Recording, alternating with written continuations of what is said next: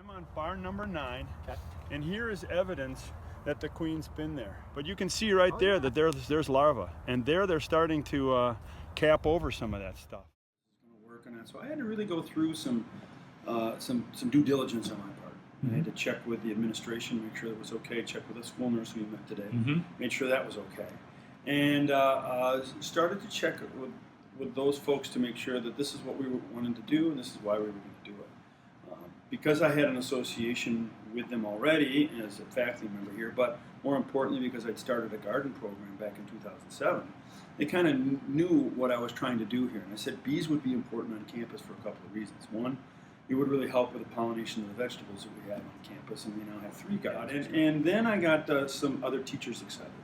Kind of once they heard, you got bees on campus? I'm like, well, yeah, we got bees. You want to come out?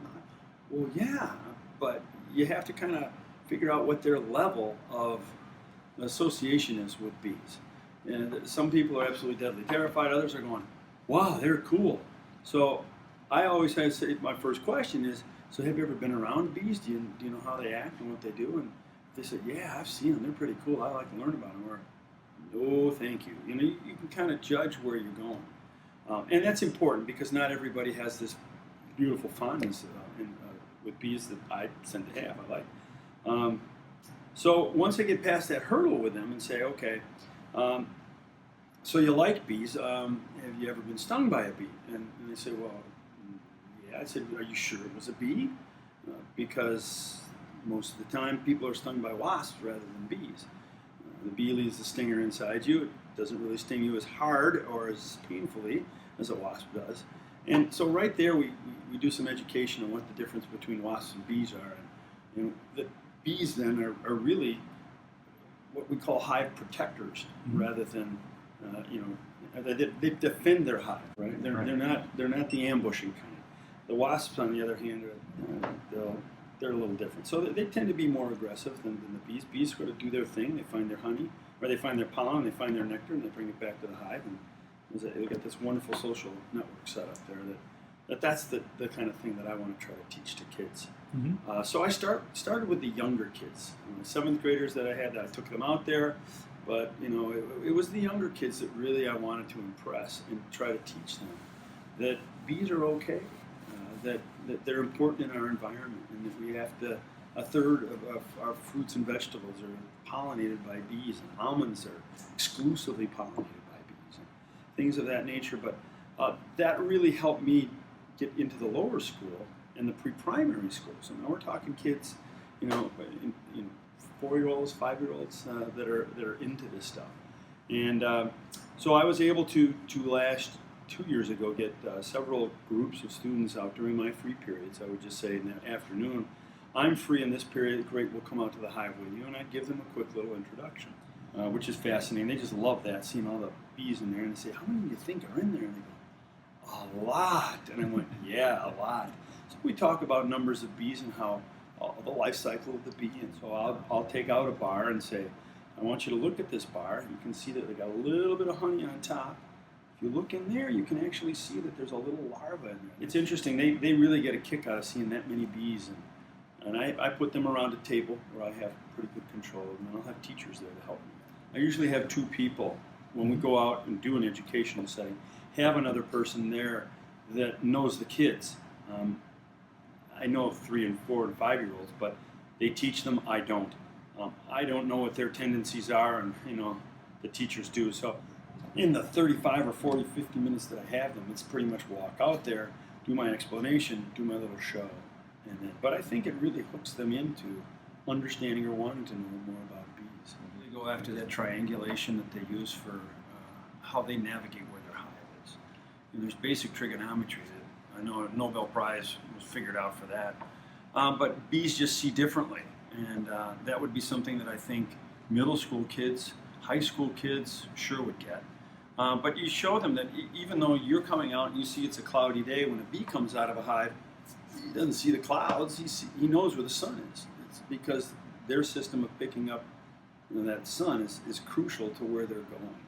And that triangulation of sun, source of food or pollen, and hive is what they have to triangulate and communicate back in the hive. So that's, I think, is something for the mathematicians you can go after there, but certainly behavioral. I mean, that's really kind of neat behavior when you start talking about the social insect and how that really shows people. You've got a mass of thousands of bees in a tight space. How do they communicate? What's the communication that they use? What their jobs are? You've got guard bees, you've got undertaker bees, you have nurse bees, you have attendants to the queen. I mean, you've got all those different roles that they play, and they seem to get along. We do run a class here called Cat Academy. So one of my Cat Academies was Gardens and Greenhouse this year, but it was Gardens, Greenhouse, and Bees last year. So I did get some of these kids out to look at the hive, and I'll take them out this year too. But generally what I'll get is 2 or 3 or 4 kids that are really anxious, excited about this.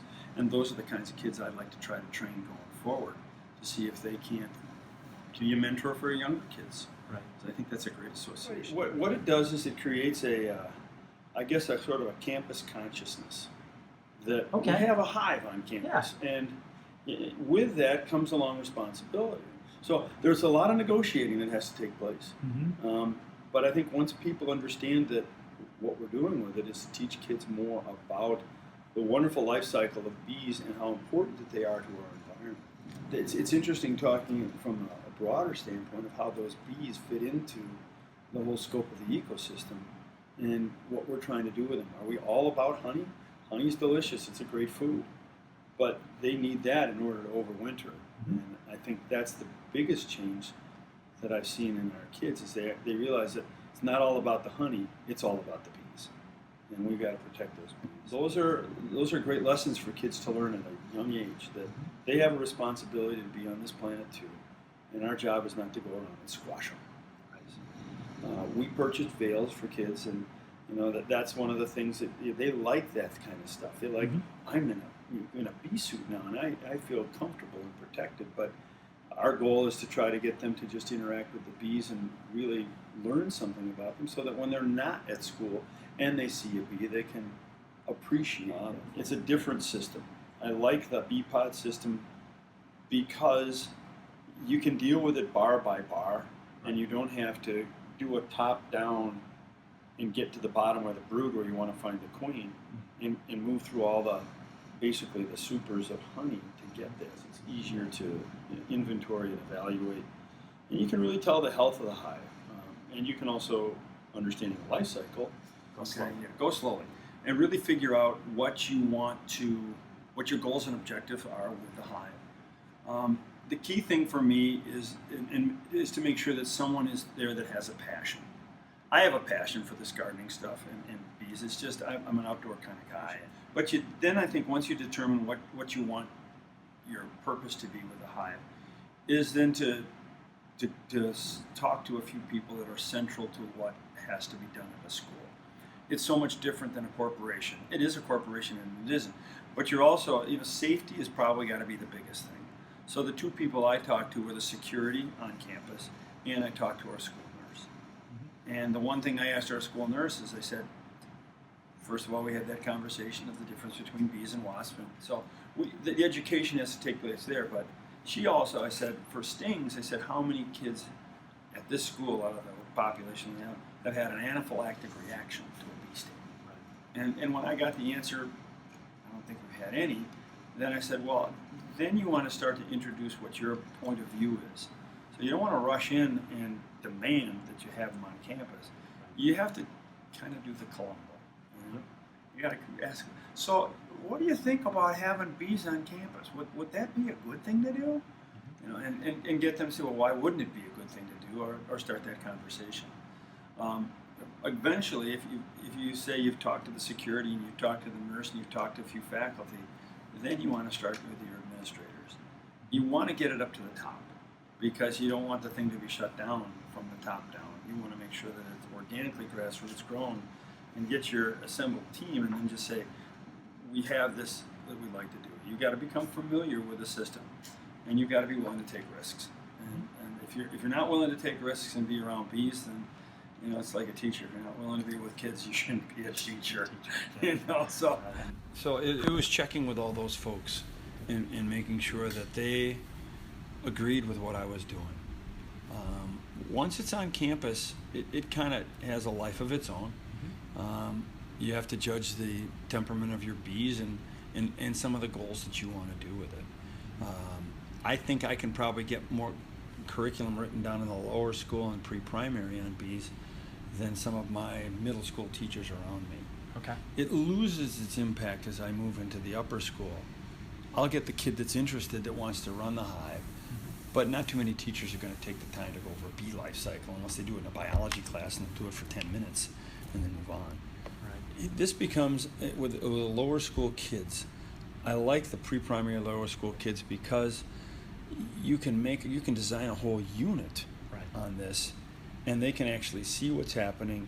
They can write about it, they can talk about it, they can take data on it, do science with it. So there are a number of different ways that you can impact them environmentally. You can work on it, and I think that's where the best association is right now.